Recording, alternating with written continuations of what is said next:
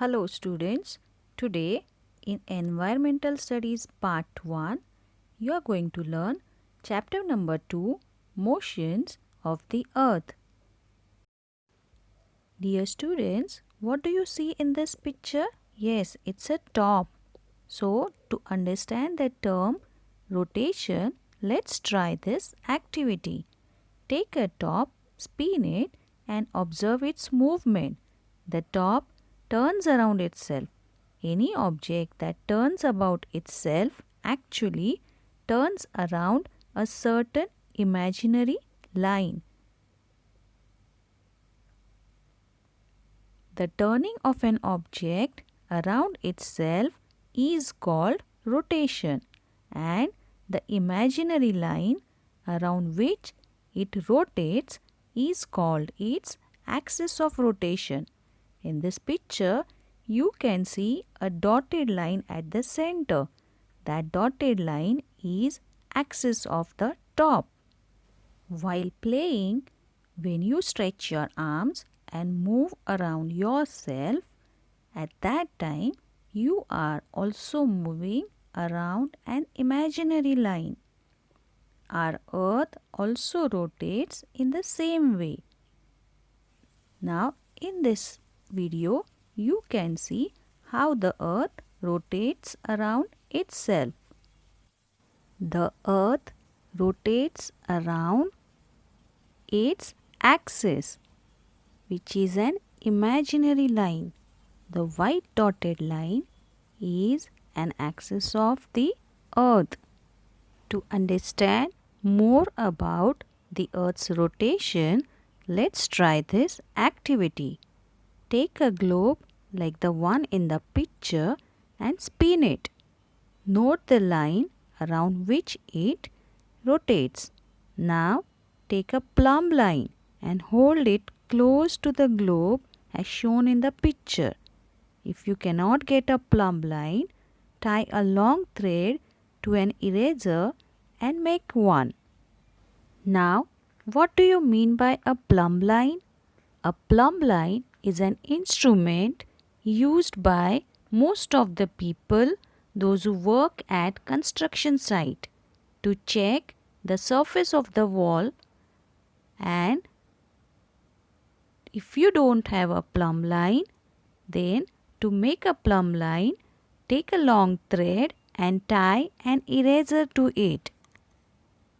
So, when you hold a plumb line close to the globe as shown in the picture, you will see that the plumb line and the earth's axis are at an angle to each other.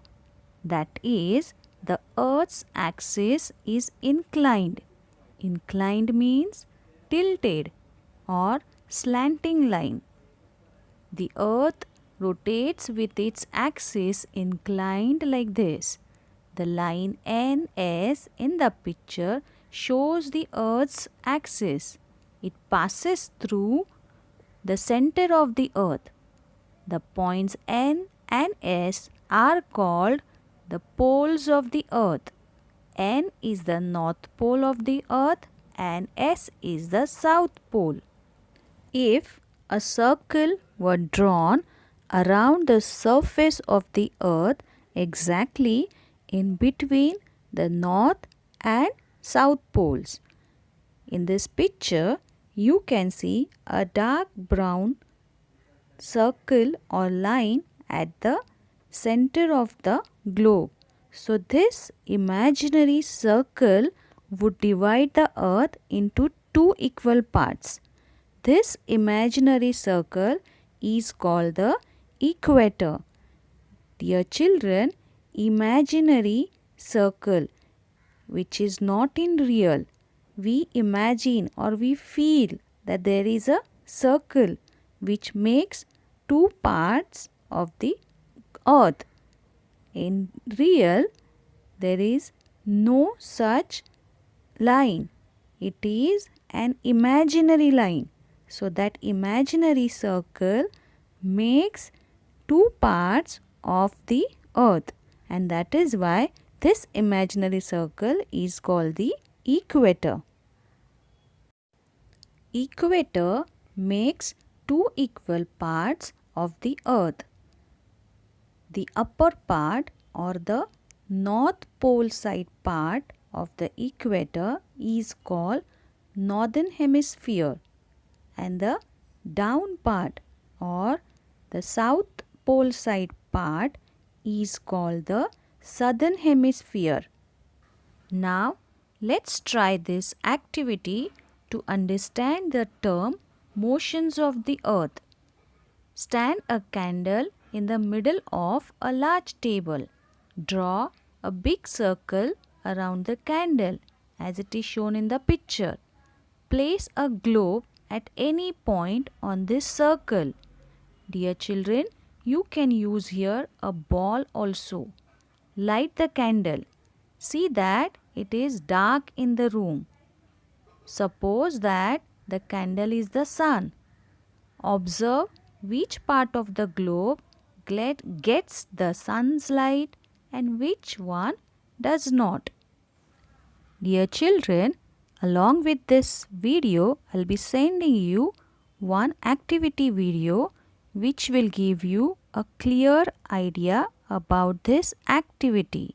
You can use a torch and a ball to try this activity at home.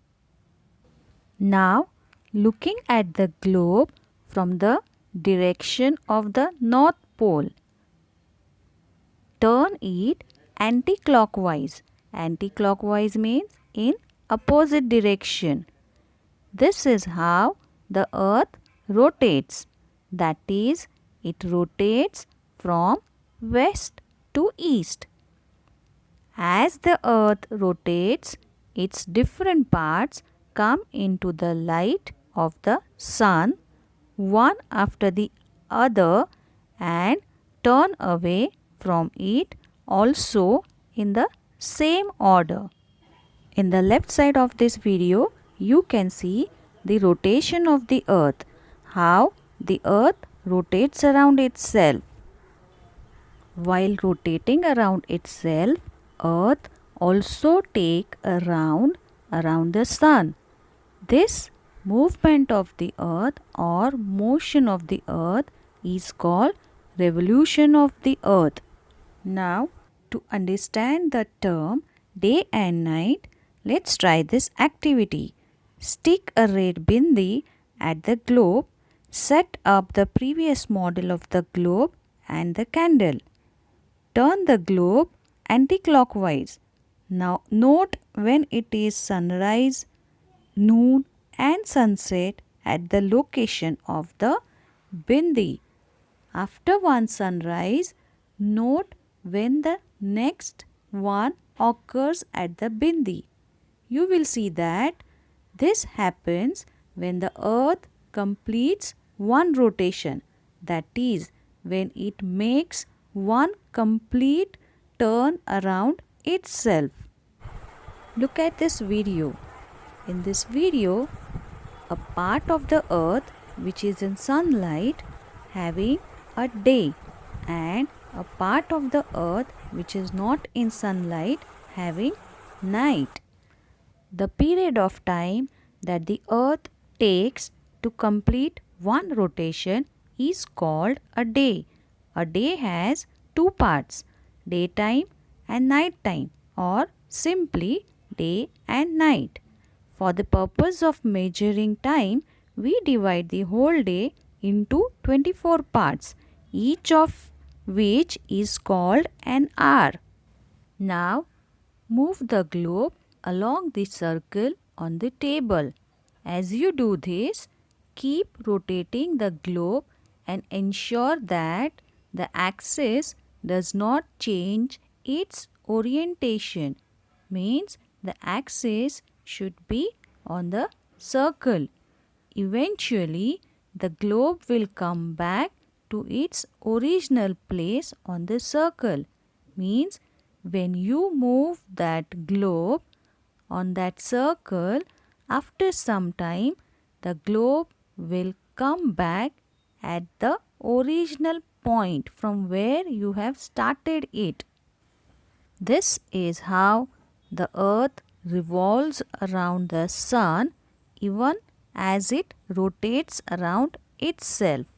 This period of time the earth takes to revolve or to take round around the sun is called 1 year.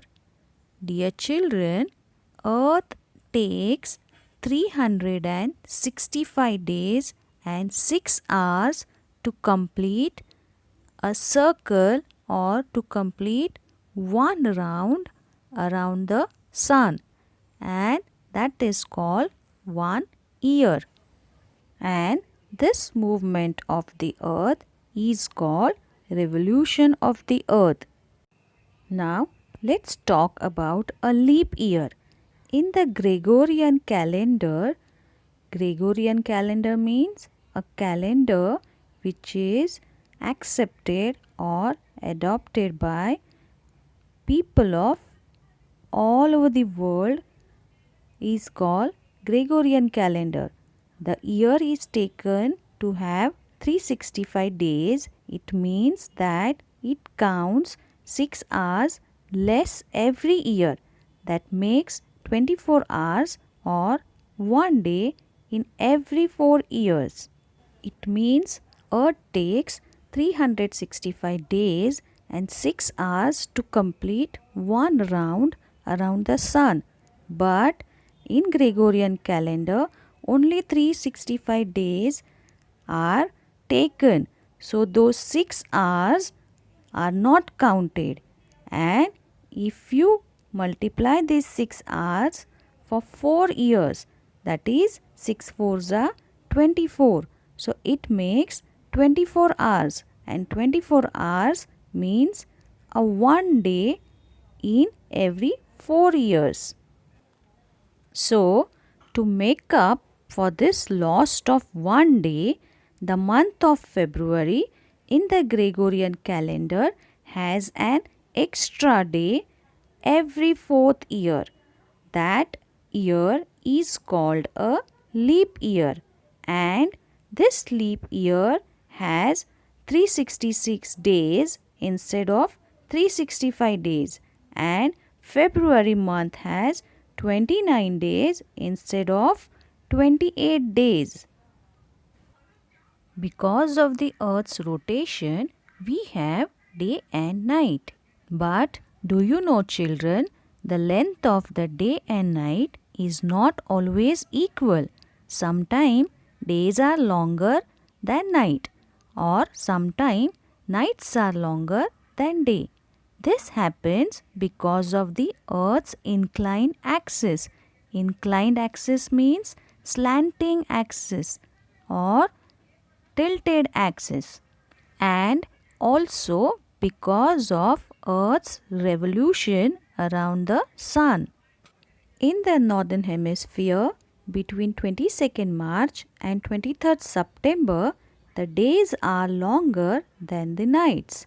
Therefore, it is warmer there. That is, it is summer in the northern hemisphere.